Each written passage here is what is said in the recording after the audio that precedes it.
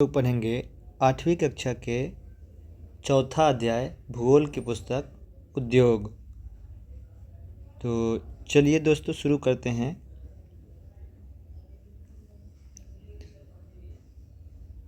क्या आपने कभी विचार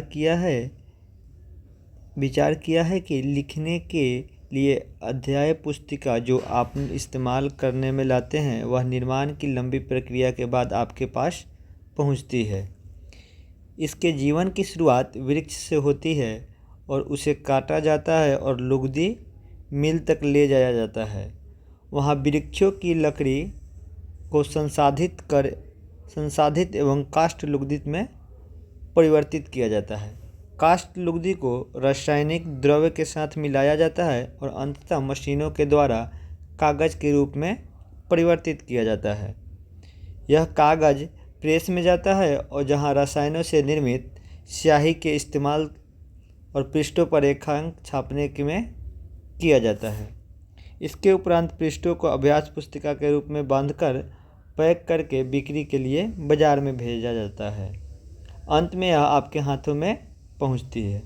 ये एक प्रक्रिया बताई गई है कि किस तरीके से हमारे हाथ में जो नोटबुक है या कॉपी है वो किस तरीके से कहाँ से होकर गुजरती हुई हम लोग के हाथों में आई है, जिसकी शुरुआत हम लोग पेड़ से देख रहे हैं कि इस कागज़ के बनाने में पेड़ पौधों का योगदान है। द्वितीय क्रियाकलाप में विनिर्माण आता है। निर्माण की प्रक्रिया के बारे में देखेंगे। विनिर्माण में कच्चे माल लोगों के लिए अधिक मूल्य के उत्पादन के रूप में परिवर्तित किया जाता है। विनिर्माण में होता क्या है कि जो कच्चे माल होते हैं उसको अधिक मूल्य के उत्पाद में परिवर्तित किया जाता है। कहने का सेंस ये है कि जिस समय लकड़ी था उस समय कागज़ का मूल्य क्या था? कम था। अधिक मूल्य की बनाने के लिए जो उसमें उत्पादन की प्रक्रिया विनिर्माण किया गया वो क्या है? अधिक मूल्य पाने के लिए उसके रूप में परिवर्तन किया गया। जैसे लकड़ी से कागज़ बनने की जो प्रक्रिया हम लोग देखे हैं।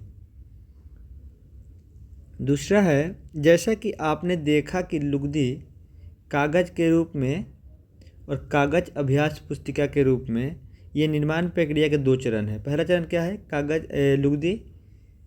लुगदी के कागज़ के रूप में और कागज़ के अभ्यास पुस्तिका के रूप में।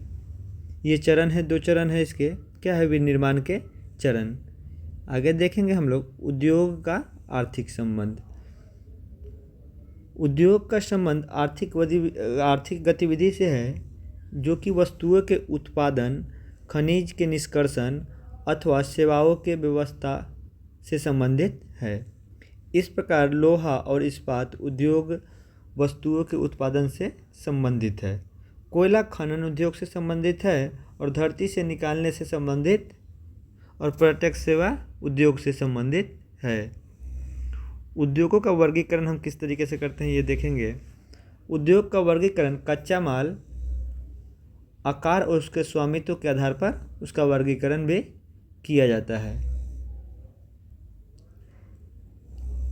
कच्चा माल के उपयोग के आधार पर कृषि उद्योग, जैसे कच्चा माल में क्या होता है? कृषि उद्योग हो सकता है, खनिज आधारित हो सकता है, समुद्र आधारित हो सकता है, वन आधारित हो सकता है। ये क्या है? कच्चा माल। तो कच्चा माल हमें कहाँ से प्राप्त हो सकता है? कृषि उद्योग कृषि आधारित पर हो सकता है और खनिज आधारित हो सकता है, समुद्र से हो सकता है, वन आधारित हो सकता है। तो कृषि आधारित उद्योग कच्चे माल के रूप में वनस्पति, जंतु आधारित उत्पादों का उपयोग करते हैं। खाद्य संसाधन, वनस्पति तेल, सूती वस्त्र, डेयरी उत्पाद और चर्म उद्योग कृषि आधारित उद्योगों के उदाहरण हैं। ये क्या है? ये कृषि आधारित कौन कौन से उद्योग हो सकते हैं जिसके लिए कच्चा माल हो सकता है, ये उसके एग्जाम्पल है। खनिज आधारित उद्योग प्राथमिक उद्योग है। क्या है ये? कृषि वाला भी प्राथमिक और ये भी प्राथमिक उद्योग है जो खनिज के अयस्कों को उपयोग कर कच्चे माल के रूप में करते हैं। इन उद्योगों को उत्पादन एवं अन्य उद्योगों का पोषण करते हैं। अयस्क से निर्मित लोहा खनिज आधारित उद्योग का उत्पाद है। क्या है ये? खनिज आधारित उद्योग का उत्पाद है अयस्क। यह कई अन्य उत्पादों के विनिर्माण के लिए कच्चे माल के रूप में प्रस्तुत किया। इसको आसानी से समझ सकते हैं। अयस्क या लोहा का उपयोग और विनिर्माण क्षेत्र में हम लोग उपयोग उसका करते हैं। जैसे क्या, भारी मशीन, भवन निर्माण में लोहा का उपयोग, रेल डिब्बे के निर्माण में। अब हम लोग देखेंगे समुद्र आधारित उद्योग में क्या है। सागरों और महासागरों से प्राप्त उत्पाद का उपयोग कच्चे माल के रूप में करते हैं। समुद्री खाद्य प्रसंस्करण उद्योग, मत्स्य तेल निर्माण, इससे संबंधित कुछ उदाहरण हैं। समुद्री खाद्य प्रसंस्करण में क्या होगा, वही मत्स्य क्या मत्स्य मछली पालन, जो मछली जो हम लोग पकड़ते हैं वो हो सकता है। पालन तो समुद्र में नहीं होता है। वन आधारित उद्योग में वनों से प्राप्त उत्पाद का उपयोग कच्चे माल के रूप में करते हैं। जैसे लुगदी एवं कागज, औषधि, रसायन, फर्नीचर, भवन निर्माण वनों से संबंधित उद्योग है। आकार, उद्योग के आकार का तात्पर्य निवेश से की गई पूंजी से है। कितना पैसा लगा है, यह है आकार का। उसमें क्या है, पूंजी की राशि, मैंने कितना पूछा, उसमें इन्वेस्ट हुआ है। नियोजन, लोगों की संख्या, उसमें कितने लोग लगे हुए हैं। उत्पादन की मात्रा, कितना प्रोडक्शन हो रहा है। आकार के आधार पर उद्योग को दो भागों में बांटा गया है। एक होता है लघु आकार के उद्योग और एक होता है बृहद आकार के उद्योग। कुटीर या घरेलू उद्योग छोटे पैमाने का उद्योग है। क्या है, कुटीर या घरेलू उद्योग जो है कि छोटा पैमाना का उद्योग है, जिसमें दस्तकारों के द्वारा उत्पादन का निर्माण हाथ से होता है। मैंने जो भी उत्पादन क्या होता है, हाथ से होता है, स्वयं में होता है, छोटा स्तर पे है तब। जैसे में क्या होता है, टोकरी बुनाई, मिट्टी के बर्तन का निर्माण, हस्तशिल्प निर्मित वस्तुओं का निर्माण, जो छोटा मोटा खिलौना जो आदमी खुद ब खुद व्यक्ति कर सकता है। बड़े पैमाने के उद्योग, जो बड़ी मात्रा में वस्तुओं का उत्पादन, ये तो शब्द से ही समझ सकते हैं कि बड़े पैमाने का उद्योग क्या होगा, बड़ी मात्रा में प्रोडक्शन होगा। उसकी तुलना में छोटे पैमाने के उद्योग कम पूंजी, उसमें क्या होता है, पूंजी कम होता है, पैसा कम लगा रहता है, प्रौद्योगिकी का उपयोग करने से है। बड़े पैमाने के उद्योग में पूंजी निवेश अधिक, क्या होगा, पैसा भी ज़्यादा लगेगा और प्रयुक्त प्रौद्योगिकी उच्च स्तरीय होगा। जो उसमें टेक्नोलॉजी यूज होगी वो भी काफ़ी उच्च स्तरीय होगी। रेशम बुनाई और खाद्य प्रसंस्करण उद्योग लघु पैमाने के उद्योग है। क्या है ये, लघु पैमाने के उद्योग है। कौन कौन सा, खाद्य प्रसंस्करण उद्योग और रेशम बुनाई। ऑटोमोबाइल और भारी मशीनरी का उत्पादन बड़े पैमाने पर होता है। ये तो समझ सकते हैं, जैसे ये क्या है, उच्च स्तरीय प्रौद्योगिकी का ये नमूना है ये। अब स्वामित्व के आधार पर देखेंगे, यानी मालिकाना हक के आधार पर। स्वामित्व के आधार पर उद्योग को निजी क्षेत्र माने किसी खास व्यक्ति का, राज्य स्वामित्व मतलब सरकार का, सार्वजनिक क्षेत्र या संयुक्त क्षेत्र और सहकारी क्षेत्र में वर्गीकरण किया जाता है। निजी क्षेत्र के उद्योग का स्वामित्व और संचालन एक व्यक्तियों द्वारा या व्यक्तियों के समूह द्वारा किया जाता है। निजी क्षेत्र समझ गए, निजी क्षेत्र के उद्योगों का स्वामित्व किसके हाथ में होता है, या एक व्यक्ति के हाथ में या व्यक्तियों के समूह के हाथ में। सार्वजनिक क्षेत्र के उद्योग का स्वामित्व और संचालन सरकार द्वारा होता है। सार्वजनिक क्षेत्र में क्या होता है, सार्वजनिक क्षेत्र में उद्योगों का स्वामित्व और संचालन किसके माध्यम से होता है, सरकार के द्वारा होता है। जैसे हिंदुस्तान एरोनॉटिक्स लिमिटेड और steel authority of India limited, ये क्या है, सार्वजनिक क्षेत्र के उदाहरण हैं। संयुक्त क्षेत्र के उद्योगों का स्वामित्व संचालन राज्य और व्यक्तियों अथवा व्यक्तियों के समूह द्वारा होता है। अब नाम में ही है संयुक्त क्षेत्र, उसमें क्या होगा, राज्य भी होगा और व्यक्ति होगा या व्यक्ति का समूह होगा, जैसा कि नाम से ही स्पष्ट है। मारुति उद्योग लिमिटेड संयुक्त क्षेत्र के एक उदाहरण है। मारुति उद्योग लिमिटेड क्या है ये, अगर कहीं पूछा जाए कि संयुक्त क्षेत्र का एग्जाम्पल दीजिए तो क्या हो जाएगा, मारुति उद्योग लिमिटेड। सहकारी क्षेत्र उद्योगों का स्वामित्व संचालन कच्चे माल के उत्पादकों या पूर्तिकारों या कामगारों अथवा दोनों का हो सकता है। सहकारी क्षेत्र को समझने के लिए आप अमूल को समझ सकते हैं, सुधा को समझ सकते हैं, यहाँ दिया भी हुआ है सुधा। ये क्या है, सहकारी क्षेत्र में, इसमें क्या है ये समझिएगा। सहकारी क्षेत्र के उद्योगों का स्वामित्व और संचालन किस पे डिपेंड है, जो कच्चे माल के उत्पादक हैं, जो कच्चे माल यानी दूध जो गौ पाल रहे हैं या पूर्तिकारों या कामगारों या किसी इंडस्ट्री में जो काम करने वाले हैं, सब कोई मिल के काम कर रहा है, अथवा दोनों का हो सकता है। ठीक है। आनंद मिल्क यूनियन लिमिटेड एवं सुधा डेयरी सहकारी उपक्रम का उदाहरण है। सुधा, अमूल, ये क्या हो गया, सहकारी क्षेत्रों का उदाहरण है। उद्योगों की अवस्थिति को प्रभावित करने वाले कारण। उद्योग की अवस्थिति पे क्या क्या प्रभाव, कौन कौन से कारक होते हैं जो प्रभावित करते हैं, उसको हम लोग देखेंगे। जैसे एक डायग्राम के माध्यम से समझाया गया है। क्या है, जल चाहिए, बाजार चाहिए, पूंजी, श्रम, कच्चा माल, विद्युत, भूमि, परिवहन, ये मूलभूत संचार, ये चीज़ ज़रूरत है। वे कारक जो उद्योग की अवस्थिति को प्रभावित करता है, कच्चे माल की उपलब्धता, वही चीज़ यहाँ लिखा हुआ है, भूमि, जल, श्रम, शक्ति, पूंजी, परिवहन, बाजार। उद्योग उन्हीं स्थानों पर केंद्रित होते हैं जहाँ इसमें से कुछ या सभी कारक आसानी से उपलब्ध हो। कभी कभी सरकार कम दाम पर विद्युत उपलब्ध कराता है, कम परिवहन लागत तथा अन्य अवसंरचनाओं इंफ्रास्ट्रक्चर को प्रोत्साहन प्रदान करती है ताकि पिछड़े क्षेत्रों में भी उद्योग स्थापित किया जा सकता है। जैसे कभी कभी क्या होता है कि ये सभी कारण एक जगह ना मिले तो सरकार क्या करेगा कि ये कारण उपलब्ध कराने में मदद करेगी। उसमें क्या मदद करती है सरकार, इंफ्रास्ट्रक्चर में प्रोत्साहन करती है, बिजली में सहायता करती है, कम दामों पर उपलब्ध कराती है। ये चीज़ यहाँ दिया गया है। औद्योगिकरण से प्रायः नगरों और शहरों का विकास एवं वृद्धि होती है। अब हम लोग देखेंगे औद्योगिक तंत्र। औद्योगिक तंत्र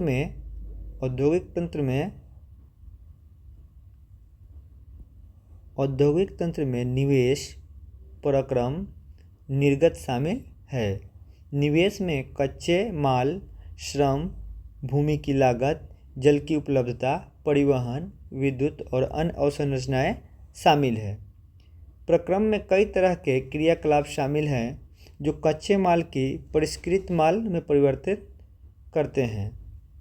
निर्गत अंतिम उत्पाद और इससे अर्जित आय, माने अंतिम प्रोडक्शन और उससे जो इनकम हुआ। सूती वस्त्र उद्योग के संदर्भ में कपास, मानव श्रम, कारखाना, परिवहन लागत, निवेश हो सकता है। मैंने किसी प्रोडक्शन में क्या क्या चीज़ ज़रूरत होती है, जैसे सूती वस्त्र का यहाँ दिया गया है, उसमें क्या लगेगा, पहले कपास लगेगा, मानव श्रम लगेगा, कारखाना होना चाहिए, उसका परिवहन लागत में निवेश होगा, ये हो सकता है। प्रक्रमों में उटाई, कटाई, बुनाई, रंगाई, छपाई शामिल है। कमीज जिसे आप पहनते हैं वह क्या है, उत्पाद है। ये क्या है, इस सारा प्रक्रिया होने के बाद ये प्रोडक्शन है, उत्पादन है। अब ये क्या है, औद्योगिक प्रदेश।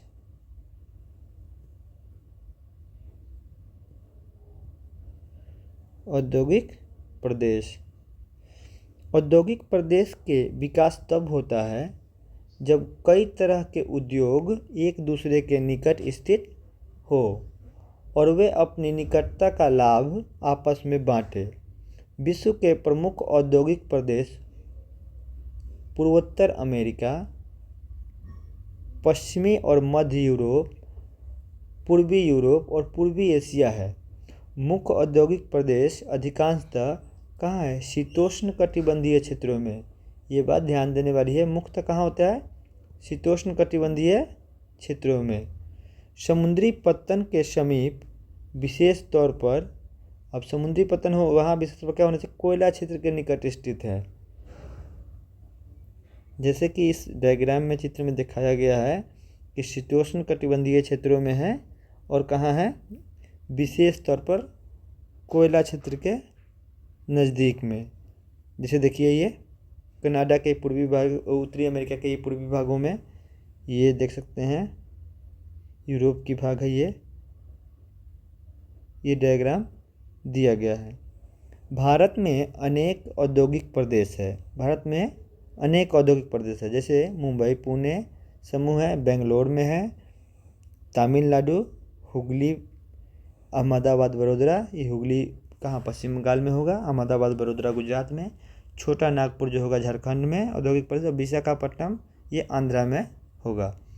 गुंटूर औद्योगिक प्रदेश गुड़गांव, दिल्ली, मेरठ औद्योगिक प्रदेश और कोल्लम तिरुवनंतपुरम औद्योगिक प्रदेश के कुछ नाम दिए हुए हैं। औद्योगिक विपदा भी एक चीज़ है कि जहाँ औद्योगिक जहाँ फैक्ट्री होगा कभी कभी वहाँ पे इस तरीके के विपदा या दुर्घटना एक्सीडेंटल देखने को मिलता है। उसी में एक भोपाल गैस त्रासदी है, उसके बारे में इसमें बताया गया है। चलिए इसको भी हम लोग पढ़ते हैं। उद्योग में दुर्घटना विपदा मुख्य रूप से तकनीकी विफलता या संकट उत्पन्न करने वाले पदार्थों को बेतरतीब उपयोग के कारण घटित होती है। भोपाल में 3 दिसंबर 1984 को लगभग 12:30 की बात हो सकती है, अब तक की सबसे त्रासदीपूर्ण औद्योगिक दुर्घटना हुई। कब हुई थी? 1984 को 3 दिसंबर को। कहाँ? भोपाल में। यह एक औद्योगिक दुर्घटना थी जिसमें यूनियन कार्बाइड, ये क्या था? कीटनाशक कंपनी थी। इससे क्या हुआ था? हाइड्रोसाइनाइड तथा अति प्रतिक्रियाशील के उत्पादों के साथ अत्यंत विषैला मिथाइल आइसोसाइनाइड गैस के रिसाव हुआ और 1889 में सरकारी सूचना के अनुसार लगभग 35,000 से 558 व्यक्ति की मृत्यु हो गई थी। हजारों लोग जो बच गए आज भी एक या अधिक बीमारियों जैसे अंधापन, प्रतिरक्षा तंत्र विकृति, अत्रशोध विकृति से पीड़ित है। लगभग 35,598 लोग मरे गए थे और बहुत लोग आज भी उस त्रासदी से उबर नहीं पाए हैं, जैसे अन्य रोग, अंधापन, इम्यून सिस्टम डिसऑर्डर, बहुत तरीके की बीमारी आज भी उनमें देखी जाती है। 23 दिसंबर 2005 को चीन के काओ चोंगिंग में गैस कूप विस्फोट में 243 लोगों की मृत्यु तथा 900 लोग दुर्घटनाग्रस्त, 9,000 लोग हो गए थे। इन स्थानों से 64,000 लोग को विस्थापित किया गया था। कई लोग विस्फोटक के बाद भाग न सकने के कारण मर गए। वे लोग जो समय पर भाग पाए उनकी आँख, त्वचा, फेफड़ा गैस से क्या हो गया? क्षतिग्रस्त हो गया। क्या किया जा सकता है इन जोखिमों को कम करने के लिए? ये 4-5 पॉइंट बताया गया है, आइए उसको देखते हैं हम लोग। घने बसे आवासीय क्षेत्रों में औद्योगिक क्षेत्र से अलग बहुत दूर रखा जाना चाहिए। मतलब जहाँ पे घर हो वहाँ पे इस तरीके के औद्योगिक क्षेत्र नहीं बनाना चाहिए। ये औद्योगिक के समय बसने वाले लोगों को दुर्घटना के होने वाली स्थिति में विषैले और खतरनाक पदार्थों के संग्रहण और उससे संभव प्रभावों को ज्ञान जरूर होना चाहिए। जो भी अगर अगल बगल में है भी उनको इस तरीके का जानकारी होना चाहिए कि उसके प्रभाव का ज्ञान होना चाहिए, क्या हो सकता है, क्या नहीं हो सकता है, किस तरीके से इससे बचा जाना चाहिए। आगे की चेतावनी, अग्निशामक व्यवस्था को उन्नत किया जाना चाहिए। फायर ब्रिगेड सिस्टम को उन्नत किया जाना चाहिए। विषैले पदार्थ के भंडारण की क्षमता का सीमा होना चाहिए। कोई भी विषैला पदार्थ है उसका कितना भंडारण करना चाहिए, उसका क्या होना चाहिए? सीमा होना चाहिए। उद्योगों में प्रदूषण नियंत्रण के उपाय को उन्नत किया जाना चाहिए। बॉक्स में कुछ जानकारी दी गई है, उसको देखते हैं। क्या आप जानते हैं उभरते हुए उद्योग सनराइज उद्योग के नाम से जाना जाता है? क्या कहते हैं? उधर सनराइज उद्योग के नाम से जानते हैं। इसमें सूचना प्रौद्योगिकी, स्वास्थ्य लाभ, सत्कार ज्ञान से संबंधित उद्योग भी शामिल है। एक और शब्दावली है प्रगलन, एक ऐसी प्रक्रिया जिसमें धातुओं को उसके अयस्क द्वारा गलनांक बिंदु से अधिक तापमान पर निष्कर्षण किया जाता है। ये प्रगलन है। अब धातुओं के उसके जैसे एक धातु में कई अयस्क होते हैं, सबको अलग अलग करने की विधि जो है टेम्परेचर के हिसाब से उसको अलग किया जाता है, उसी को क्या कहते हैं? प्रगलन। ये BPSC 68 में या 7 में पूछा भी गया था, प्रगलन क्या है। वही इन बॉक्सों से भी कई बार एग्जाम में सीधा सीधा सवाल उठा के पूछ लिया जाता है। प्रमुख उद्योग का वितरण। विश्व के प्रमुख उद्योग में लोहा इस्पात उद्योग, सूती वस्त्र उद्योग, सूचना प्रौद्योगिकी उद्योग, लोहा इस्पात उद्योग और वस्त्र उद्योग काफ़ी पुराने उद्योग है, जबकि सूचना प्रौद्योगिकी क्या है? ये नया उभरता हुआ उद्योग है। वे देश जिसमें लोहा इस्पात उद्योग अवस्थित है उसमें क्या है? जर्मनी, USA, संयुक्त राज्य अमेरिका, चीन, जापान और रूस है। वस्त्र उद्योग में भारत, हांगकांग, दक्षिण कोरिया, जापान, ताइवान में संकेंद्रित है। सूचना प्रौद्योगिकी उद्योग के मुख्य केंद्र में मध्यवर्गीय कैलिफोर्निया, सिलिकॉन घाटी, भारत में बेंगलुरु है। ये क्या है? सूचना प्रौद्योगिकी उद्योग का मुख्य केंद्र है। कौन कौन सा? कैलिफोर्निया, सिलिकॉन वैली और भारत का बेंगलुरु। भारत के बेंगलुरु को भी सिलिकॉन वैली कहा जाता है। लोहा इस्पात उद्योग। अन्य उद्योगों की तरह लोहा इस्पात उद्योग भी बहुत से निवेश, प्रक्रम और निर्गत शामिल है। यह एक पोषक उद्योग है जिसके उत्पाद अन्य, देखिए इसमें पोषक उद्योग कहने का मतलब ये है कि इस्पात तो बना, लेकिन इस्पात के और अन्य काम है, अन्य उद्योगों को भी ये पोषक करता है, उसमें उसी की वस्तु वहाँ भी लगती है। जैसे सब चीज़ में लोहा इस्पात का यूज होता है, वही बात यहाँ कहा जा रहा है। इसलिए क्या है? यह एक पोषक उद्योग है जिसके उत्पादन एवं अन्य उद्योगों के लिए कच्चे माल के रूप में प्रयुक्त होते हैं। उद्योग के लिए निवेश में श्रम, पूंजी, स्थान और अन्य अवसंरचनाएं के साथ साथ लौह अयस्क, कोयला, चूना पत्थर कच्चे माल के रूप में सम्मिलित है। लौह अयस्क से इस्पात निर्माण की प्रक्रिया में कई चरण शामिल होते हैं। कच्चे माल को झोंका भट्टी में रखा जाता है और इसके लिए जहाँ यह प्रगलित होता है, प्रगलित जो हम लोग यहाँ प्रगलन देखे हैं उसी से बना शब्द है प्रगलित होता है। इसके बाद यह परिशोधन होता है, प्राप्त उत्पाद इस्पात होता है। इस सारी प्रक्रिया के बाद क्या प्राप्त होता है हमको? इस्पात। अन्य उद्योगों में कच्चे माल के रूप में प्रयुक्त किया जाता है क्या? इस्पात। इस्पात कड़ा होता है और इसमें आसानी से काटा और आकार दिया जा सकता है अथवा इसे तार बनाए जा सकते हैं। एल्युमिनियम, निकेल, तांबा ये क्या है? जैसी अन्य धातु थोड़ी थोड़ी मात्रा में इस्पात में मिलाकर इसके मिश्र धातु बनाई जाती है। माने इस्पात में और क्या क्या मिलाया जाता है? एल्युमिनियम, निकेल और तांबा भी मिलाकर अन्य मिश्र धातु बनाई जा सकती है। मिश्र धातु इस्पात को असामान्य कठोरता, दृढ़ता और जंग रोधक क्षमता प्रदान करती है। माने इस्पात में और तरीके का धातु मिलाकर इसको जंग रोधक और असामान्य कठोर, माने बहुत ज़्यादा कठोर दृढ़ता बनाई जाती है और वो जंग रोधक, उसमें जंग भी नहीं लगता है। इस्पात प्रायः आधुनिक उद्योग का मेरुदंड है। इस्पात क्या है? आधुनिक जितना भी इंडस्ट्रियल है उसका क्या है? मेन है, मेरुदंड कहलाता है। लगभग सारी वस्तुएं जिसका हम उपयोग करते हैं या तो लोहा या इस्पात के बने हैं अथवा धातु से निर्मित औजार और मशीन के बने होते हैं। पोत, रेलगाड़ी, ट्रक, ऑटो अधिकांश इस्पात से बने होते हैं।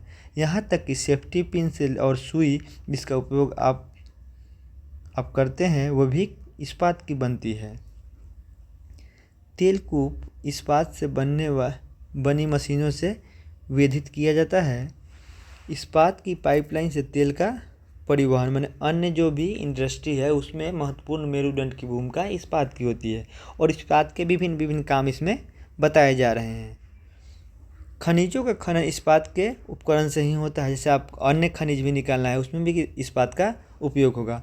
कृषि यंत्र में भी इस्पात की ज़रूरत होगी। विशाल भवन बनाना है उसमें भी इस्पात की ज़रूरत होगी। 1800 ईस्वी से पूर्व इस्पात उद्योग वहाँ स्थित थे जहाँ कच्चा माल, विद्युत आपूर्ति और बहता जल आसानी से उपलब्ध हो। बाद में उद्योग के लिए आदर्श स्थिति कोयला क्षेत्र के समीप नहरों और रेलवे के निकट थी।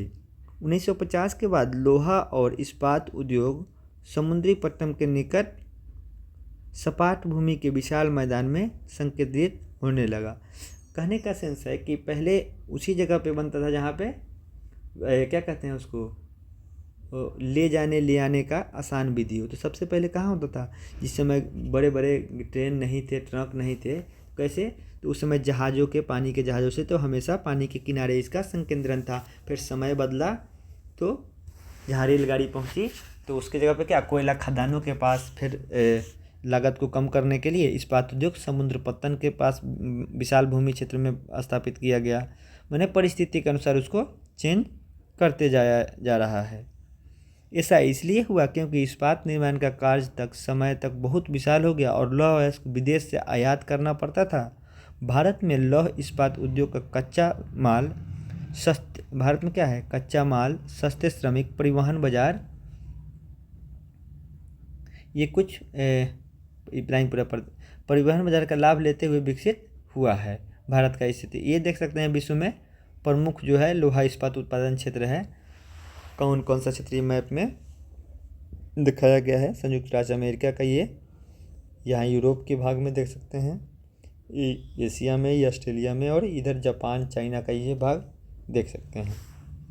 सभी महत्वपूर्ण इस्पात उत्पादन केंद्र जैसे क्या है, भिलाई, दुर्गापुर, बर्नपुर, जमशेदपुर, राउरकेला, बोकारो एक ही प्रदेश में स्थित है। ये 4 राज्यों में फैले हैं। ये 4 राज्य कौन कौन से हैं, पश्चिम बंगाल, झारखंड, उड़ीसा और छत्तीसगढ़। भद्रावती और विजयनगर कर्नाटक और विशाखापट्टनम आंध्र प्रदेश में, सेलम तमिलनाडु में अन्य महत्वपूर्ण इस्पात केंद्र है जो स्थानीय संसाधन का उपयोग कर रहे हैं। ये क्या है, भारत के प्रमुख इस्पात केंद्र है, और किस किस राज्य में है उसको दिया गया है। जमशेदपुर 1947 से पूर्व भारत में केवल एक इस्पात कारखाना था, यानी आज़ादी के पहले एकमात्र इस्पात कारखाना कौन था, Jamshedpur. Tata iron and steel company limited यानी TISCO, Tata iron and steel company limited TISCO, यह निजी स्वामित्व में था। स्वतंत्रता के पश्चात सरकार ने यह कार्य अपने हाथों में लिया और बहुत से लोहा इस्पात संयंत्र स्थापित किए। झारखंड में स्वर्ण रेखा और खरगई नदियों के संगम पर साक्षी में 1907 में टिस्को की शुरुआत की गई। अब इसमें किन 2 नदियों के बीच में है, ये स्वर्ण रेखा नदी और खरकई नदी के संगम पर है क्या, साक्षी। कब स्थापित की गई, 1907 में टिस्को की शुरुआत की गई। बाद में साक्षी का नाम बदल के क्या कर दिया गया, जमशेदपुर। आज भी इसका नाम जमशेदपुर ही है। भौगोलिक रूप से जमशेदपुर देश में लोहा इस्पात केंद्र के रूप में सर्वाधिक सुविधाजनक स्थान है। कौन सा, जमशेदपुर, जिसका पुराना नाम क्या है, साक्षी। स्थापना 1907 में। कौन सी नदी, स्वर्ण रेखा नदी और खरकई नदी के पास में। वहाँ का ये डायग्राम दिया गया है, क्या क्या वहाँ पे सुविधा है, रेल लाइन भी है, सड़क लाइन भी है, हवाई अड्डा भी उधर ही है।